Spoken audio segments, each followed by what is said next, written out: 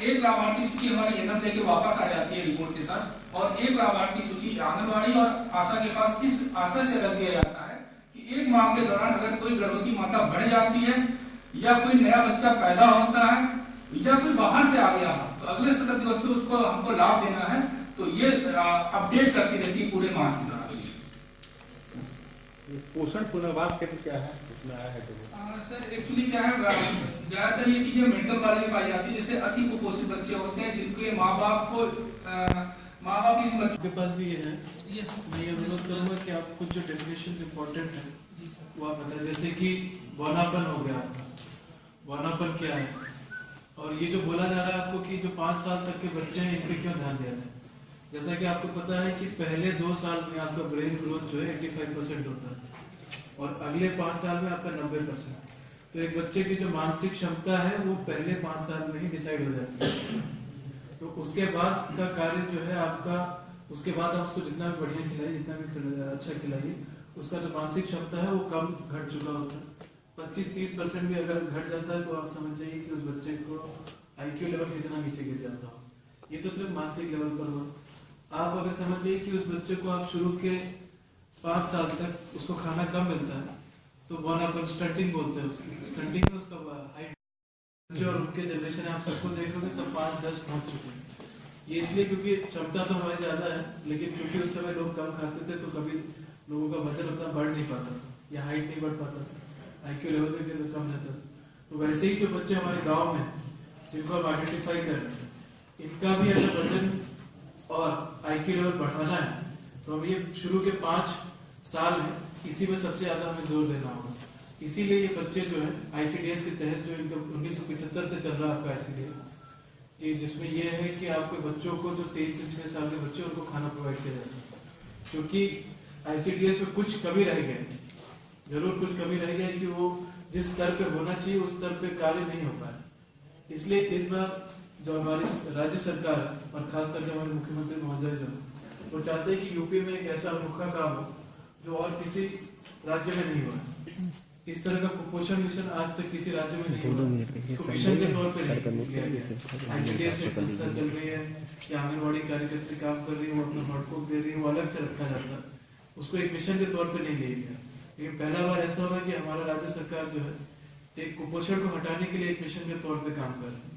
इसलिए आप लोगों से भी ये अपेक्षा है कि आप लोग इस पे उतना ध्यान दें कि आप इसको ऐसा ना समझे कि ये आपके विभाग का एक कार्य है या मतलब आप चूंकि विभागीय अध्यक्ष है तो आपको एक कार्य मिल गया।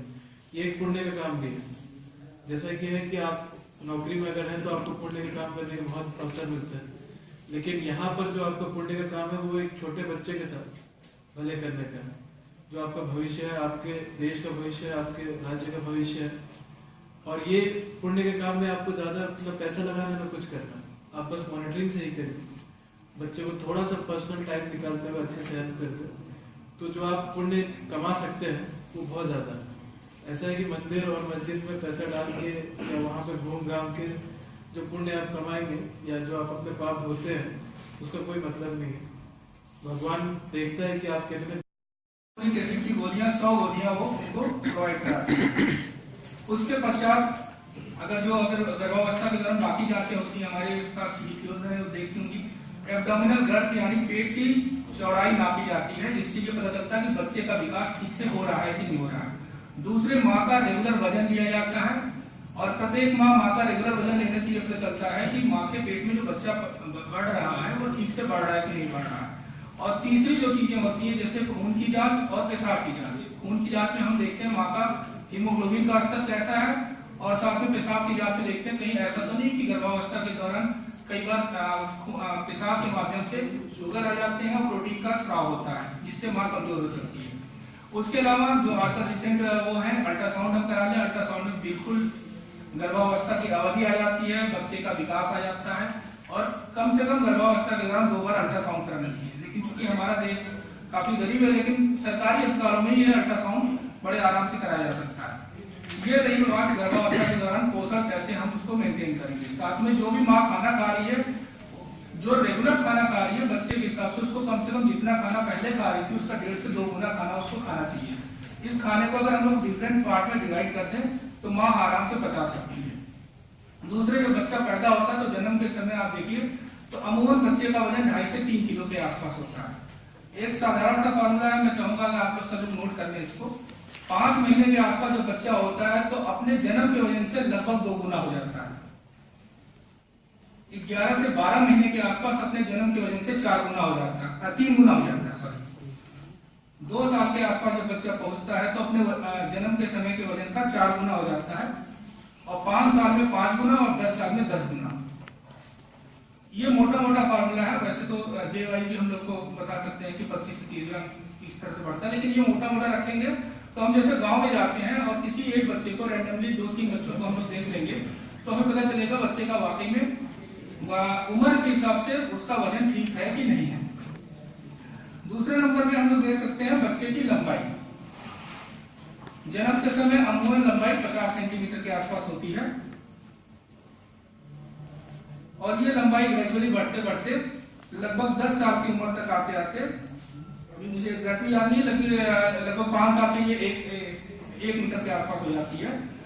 1 साल पे 75 सेंटीमीटर, अगले साल 12.5, मतलब 25 सेंटीमीटर पहले वर्ष में बढ़ता है, 12.5 सेंटीमीटर दूसरे वर्ष में बढ़ता है, 6.25 सेंटीमीटर तीसरे वर्ष में बढ़ता है। कुल मिला के इस तरह से ये बड़ा होता है। तो जो हम लोग 2 फार्मूले अपनाते हैं बच्चे में पोषण की जांच करने के लिए। एक तो या देश में उसका एक बहुत महत्वपूर्ण बिंदु है। अगर हमारे देश में, हमारे जनपद में, हमारे प्रदेश में कुपोषित बच्चा है तो ये पूरे समाज के लिए बहुत गंभीर मसला है।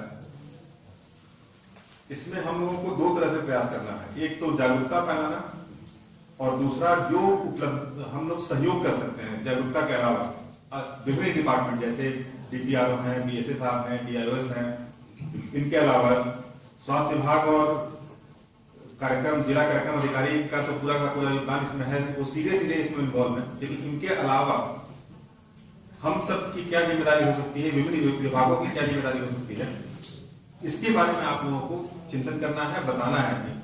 जैसे बीएसए साहब हैं यहाँ पे, आप बताएं इसमें किस तरह से आप दोनों चीजें हैं। एक तो है कि जागरूकता भी हो, जैसे सीएमओ साहब ने बोला कि खाने में मिक्सिंग, फल भी हो, सब्जी भी हो और तमाम चीजें हो, विटामिन की भी आवश्यकता पूरी हो जाए, जागरूकता उसमें हो।